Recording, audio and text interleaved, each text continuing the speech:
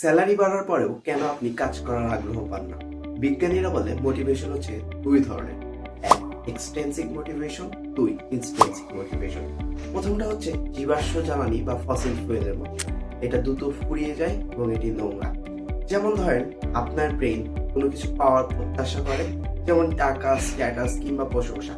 যখন আমরা ওই জিনিসগুলো পেয়ে যাই তখন আর আমাদের ওই জিনিসগুলো আর ভালো লাগে না। আমাদের ব্রেন কোনো কিছু পাওয়ার চেয়ে কোনো কিছু পাওয়ার প্রত্যাশায় বেশি ডোপামিন রিলিজ করে, তাই কোনো কিছু পেয়ে গেলে আমাদের আর সেই জিনিসটা ভালো লাগে না। কিন্তু দ্বিতীয় হচ্ছে ইনস্ট্যান্সিভ মোটিভেশন। এটি হচ্ছে আপনার ভিতর থেকে আসে এক ধরনের ক্লিন, স্বচ্ছ, অফুরন্ত শক্তি, যা আপনাকে কাজ করার শক্তি যোগায়, কাজের মাঝে আপনাকে ডুবিয়ে। আমাদের ভিতর থেকে কোনো কিছু ভালো লাগে এমন কিছুই করতে হবে যেটা আমরা মনোযোগ সহকারে করতে পারবো, তাহলে আমরা আমাদের মোটিভেশন ধরে রাখতে পারবো।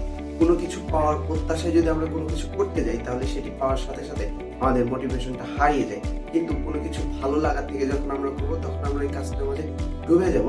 আমাদের পাওয়ার চেয়ে এই কাজটা করার প্রতি ভালো লাগা আরো বেশি বৃদ্ধি পাবে, আমাদের মোটিভেশনও অনেক সময় আমরা ধরে রাখতে পারবো। দেখা হবে নেক্সট ভিডিওতে নতুন কোনো টপিকে। আজকের মতো আল্লাহ হাফেজ।